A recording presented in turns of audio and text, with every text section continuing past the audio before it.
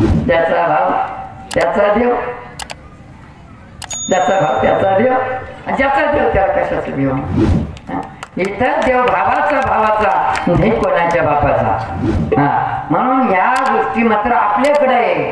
पण तुम्ही मात्र काय म्हणतात आजही जागे असून सुद्धा झोपले आहात. तुम्ही जागे असून सुद्धा झोपलेले आहात. तुम्ही म्हणा कस काय बा हे सगळं भिटी भिटी पाहतो, याला गुदगुल्या कर त्याला गुदगुल्या कर.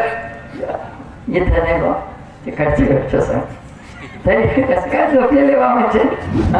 परंतु एक अंधाऱ्या रात्री मात्र रस्त्यावर बॅटरी लावली, मग रस्ता बॅटरीनं दाखवला असं तुम्ही म्हणते का नाही. रस्ता बॅटरीनं दाखव ही गोष्ट सत्य आहे का.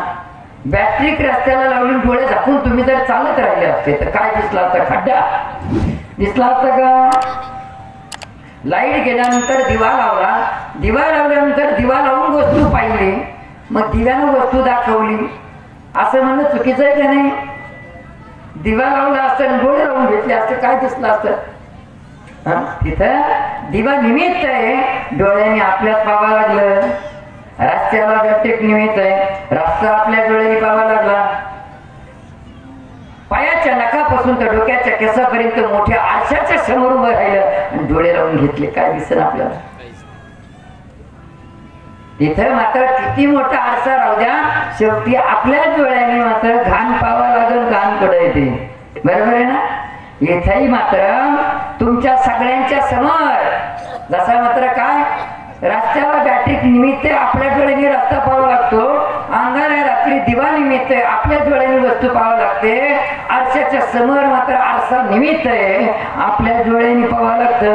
तशाच पद्धतीने मात्र आम्ही सुद्धा मात्र तुमच्या सगळ्यांच्या समोर फक्त निमित्त आहे. हा आरसा आहे तुमच्या डोळ्याने पाहावं लागेल. तुमच्या परमेश्वराने काय ठेवलं ते. म्हणून मात्र आजवर मात्र तुम्ही कोणत्या सुख शांतीसाठी प्रयत्न केला हो. प्रत्येकाच्या घरात सुख शांती पाहिजे. जो माणूस जन्माला आला ना, जो माणूस हयात आहे ना, जोपर्यंत जीवात जीव आहे तोपर्यंत त्याला सुख शांतीची आवश्यकता आहे. पण आजवर मात्र कोणत्या सुख शांतीचा विचार केला तुम्ही. खाण्याचं सुख, पाण्याचं सुख, चालण्याचं सुख, बोलण्याचं सुख, चर्चा करण्याचं सुख, या सुखाचा विचार केला. झोपण्याचं सुख, पिण्याचं सुख, या सुखाचा विचार केला का. फक्त एक लक्षात ठेवा, ज्याला बिना गोळ्या घ्यायची झोप येते ना त्याच्याच घरात सुख शांती आहे. बिना गोळ्या घ्यायची ज्याला झोप येते त्याच्याच घरात सुख शांती. मग बिना गोळ्या घ्यायची झोप येते कोणला. कोणला येते बिना गोळ्या घ्यायची झोप. आता ज्याच्याकडे गाडी आहे त्याला झोप येत नाही बिना गोळ्या घ्यायची. ज्याच्याकडे गाडी नाही त्याला झोप येत नाही. ज्याच्याकडे घर आहे त्याला झोप येत नाही. ज्याच्याकडे घर आहे त्याला झोप येत नाही. ज्याच्याकडे घर नाही त्यालाही झोप येत नाही.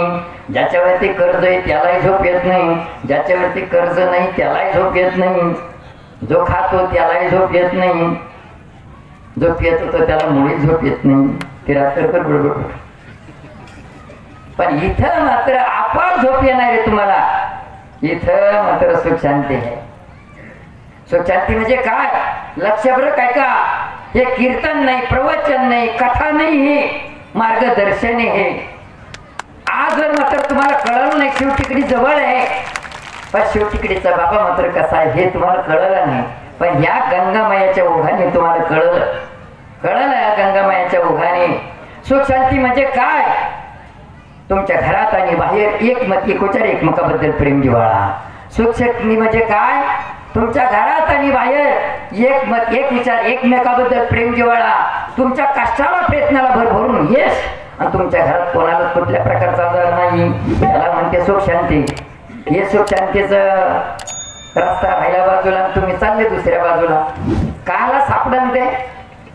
मनमाडला जायचं असलं तर मनमाडकडे तोड करून चालावं लागलं. मनमाडकडे पाठ करून चाललं तर का मनमाड येणार ती.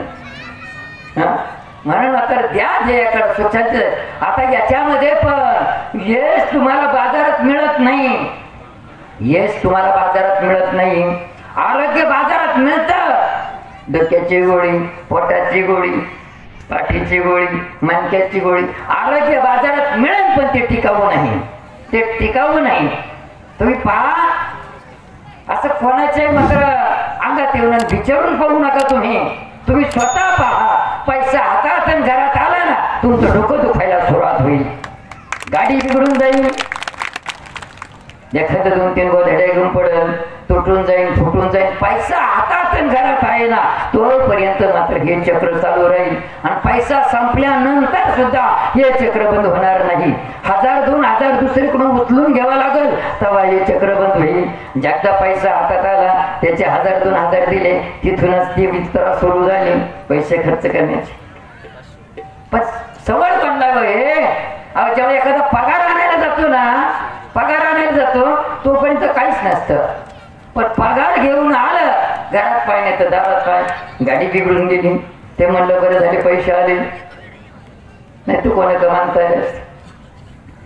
पैसा घरात घेऊन आलं, तुमचे कांदे विकू वांगे विकू काही विकू द्या, पैसा घरात घेऊन आलं काही एकदा मात्र घरात पाहिजे दारात पाहिजे ना तर त्या टायमाला मात्र लगेच मात्र 2-3 गोधडे घेऊन पडलं, थंडी तापाली, एखादी साखर वाढून गेली. तुम्ही पाहिल्या म्हणजे बरी झाली देवा पैसे आले. अरे भाऊ पैसे नव्हते तेव्हा नव्हतं, हे पैसे आलो म्हणूनच घडलं. हे पाय ना नेमकं पैसे आले म्हणूनच घडलं. हे तुमचा माणसा पाऊल पुढे द्यायचा नाही, तुमची प्रगती होऊ द्यायची नाही, 2 घास सुखात खाऊ द्यायचे नाही. आपलं कोणीच नाही, जन्म देणारे आई वडील आणि देवाशिवाय आपलं कोणी नाही. या गोष्टी कधीच विसरायच्या नाही. म्हणून मात्र या गोष्टीबद्दल हे सांगणं का सुख शांती याला म्हणते.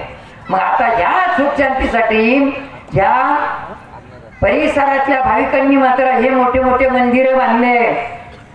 याच सुख शांतीसाठी गावामध्ये अखंड हरिनाम सत्य होते. आणि ह्याच सुख शांतीसाठी मात्र ही कावड सोडा दिंडी वळवली मात्र इकडं.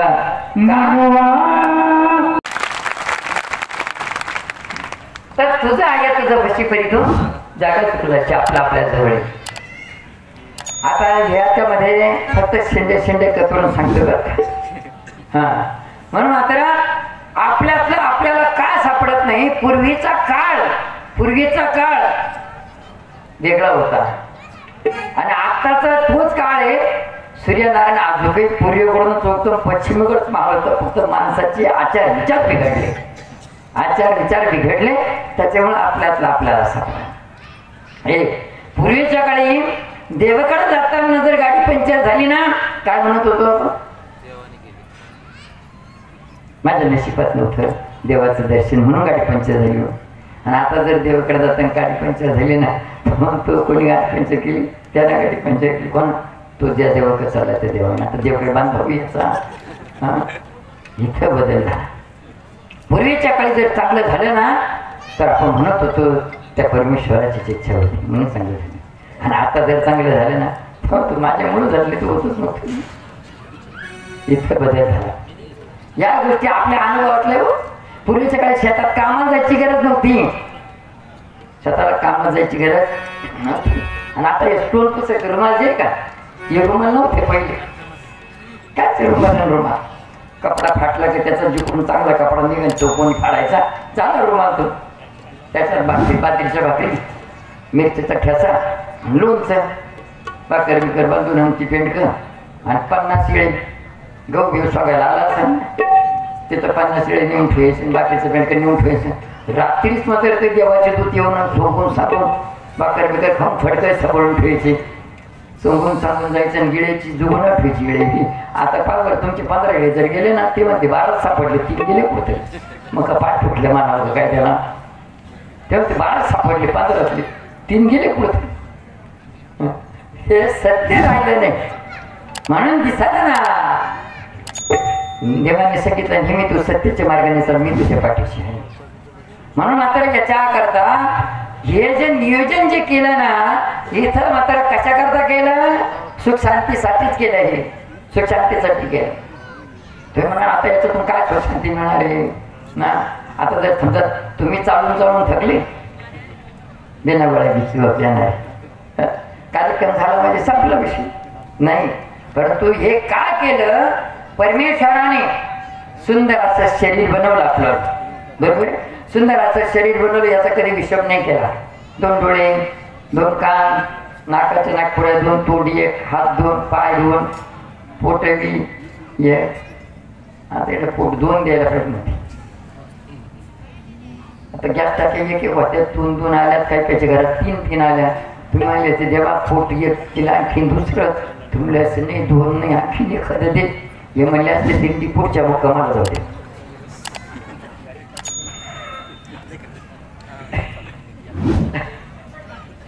ते बरं झालं पोट एक आणि ते पोट एक का दिलं सांगू तुम्हाला. डोळे 2 का दिले, एक बिघडलं ते काम करीन, कान एक बिघडलं ते काम करीन, हात एक बिघडला तर एक काम करीन, पाय एक बिघडला तर एक काम करीन. नाकाची नागपुडी जर एकच दिली असतील मग करून आला असता काय झालं असतं तुम्ही सांगा. 2 नागपुड्या दिल्या तरी व्हेंटिलेटर काय लावा लागलं, ते 2 नागपुड्या दिल्या तरी ते मशीन लावा लागलं. तर एक दिली असतील 3 झाली असती, निम्यारचात बसलं असतं, कुणी आणलं असतं निम्यारच गेला. देवाने 2 नागपुड्या द्यायला, एक जरी गत झाली तरी एक चांगलं. आणि पोटे मात्र एक का दिलं माहितीये का, तुम्हाला काही द्यावं तुम्ही बास म्हणणार नाही, बास म्हणणार नाही, पोट भरल्यावर म्हणणार ये तुझा आहे तुझं कशी करी तू जागा चुकलाशी. अहो ज्याचं तोंड पाहिल्यानंतर तुमच्या कामात यश येतं ना, अशा व्यक्तीला मात्र तुम्ही पाणी द्या आणि पाणी पिऊन गल्लाच खाली ठेवण्याच्या अगोदर आणखी देऊ का, एका हातात गल्ला सरीने एका हातात म्हणतास. आपल्याला असाच हात पाहिजे ना. एखादंच मात्र जेवण करत असताना तुम्ही वाढताना तर असंच पाहिजे का नाही आपलं. मग हा एवढंच करा फक्त. बाबाजीला अन्नदान मात्र खूप आवडत होतं.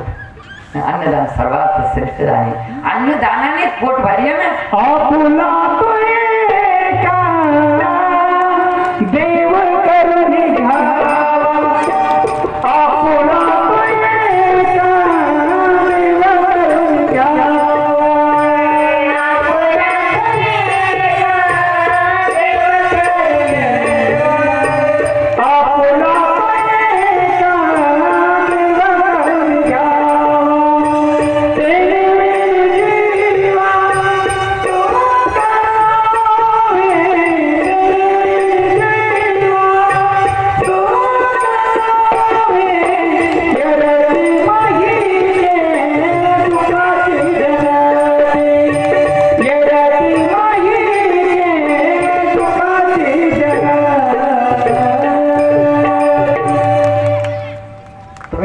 चालू असताना टाळी वाजली.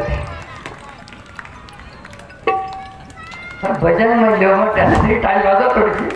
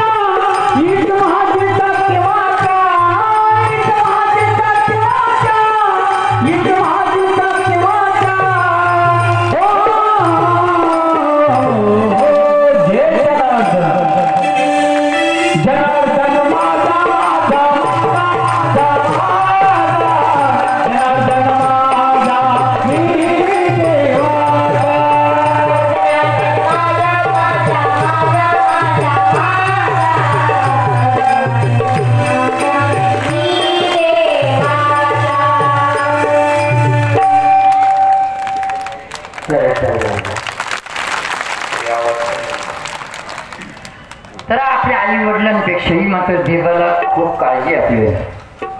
म्हणून मात्र देवाने तुझं आहे तुझं पशी परी तू जागा चुकलाची आपल्याकडे सगळं देऊन टाकलं. फक्त पाऊस मारायचं काम देवाने देवाकडे ठेवलं. तेवढं बरं झालं दिलं नाही आपल्याकडे, नाही तर शेजारच्या कांदे आणून दिले असते. म्हणून या पद्धतीनं मग आता एक तुमच्या घरात काय कमी आहे याचं तोंड पाहिल्यानंतर तुमच्या कामात क्षेत्र म्हणून मात्र देवानी हे अवयव दोन काढले, डोळे पण, हात पण, पाय पण, जसे कर्म करतात तशा पद्धतीने फळ मात्र. एक उदाहरण मात्र तुम्ही ऐकलं असेल ना. एक उदाहरण, जर का एक व्यक्ती रस्त्यानं चालता त्याला काय दिसलं, आंब्याचं झाड दिसलं. आता आंब्याचं झाड पाहिल्यावर मनाला वाटलं बा, ते आंब्या झाडाला आंबे चाललेले होते, मनाला वाटलं बा आंबे खावा. आता मुली म्हणाले सांगितलं जाय म्हणे आता तिथं आंबे खायला. आता तिथं काट्या होत्या तरी काटून कुदी मारून म्हणा भाऊ जाय ना. आता तिला जाऊन उभा राहिला ना, मनाने सांगितलं काय पाहतो काय म्हणे. आता तोडले मग पुन्हा तोंडाला पाणी सुटलं, खाल्ले बा. मनाला बरं वाटलं, जिभेला बोट लागलं, मनाला बरं वाटलं. आणि मग मालकाला कोण घरी होतं त्याचं, मालकाला निवार ठोकलं जाऊ. कुठं ठोकलं, आता पाठी ठोकली, पाणी कुठून आलं, कानातून पाणी आलं, पाठी थांबली, कुठून येईल पाणी गळत नाही. आम्ही कोणी पाहिजे जसे कर्म करणार ना, आमच्या डोळ्याने पाहिलं, क्रिया पायाने केली जायची, हाताने तोड्याची क्रिया केली, तोंडाने खायचं केलं, जिभेला गोड लागलं, मनाला बरं वाटलं, पाठीनं टोले खाले. त्या बिचारीनं पाहिले आणि पिवळे होते का गोड होतं का आंबट होतं, टोले तर खाली, आंबा खाला, तोंडाला टोले खाली, पोटानं ठेवलं, पाठीला टोले खाली, पाणी डोळं आमच्या डोळ्याने पाहिजे. म्हणून अशा पद्धतीने त्याच्या करता जसे कर्म करा. पोट एक कशा करता दिलं, तुम्ही त्या गोष्टीनं तरी वाचला. त्याच्या मुद्द्यातली फक्त एकच वेळ सांगणार, तुम्ही सुख शांतीला ठोकरू नका. कोणामध्ये काय हे तुम्हाला काय माहिती नाही. म्हणून मात्र कोण्याही व्यक्तीचा न गडो मत्सर, कोणी व्यक्ती मात्र आपल्याकडून नाराज होता कामा नाही, कोणाचं मन दुखतं कामा नाही. तुमच्या परिवारात तुम्हाला सुख शांतीचं कमीच नाही. एखादं यश असेल त्याला जर ठुकरावलं तुम्ही, तर एखाद्याचं आरोग्य असेल त्याच्यामध्ये, त्याचं तोंड पाहिल्यानंतर तुमचं डोकं दुखणं सुद्धा बरं होऊन जाणार आहे. ते तुमच्याकडे आल्यानंतर त्याला बरं संपत्ती नको आम्हाला, आम्हाला पाहिजे स्वामी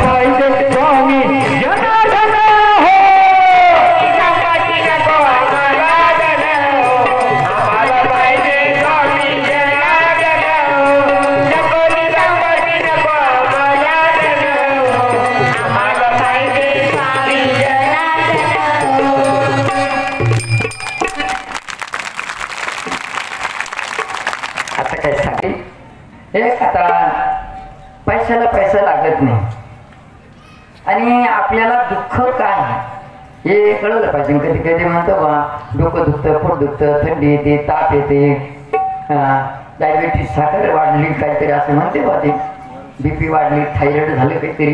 फक्त हे का होतं नेमकं, आता आपला मुद्दा आहे फक्त म्हणतात शेंडे शेंडे करून सांगण्याचं बरं का. फक्त म्हणतात तुम्हाला तुमचं कळलं पाहिजे ना हे का घडतं म्हणून असं.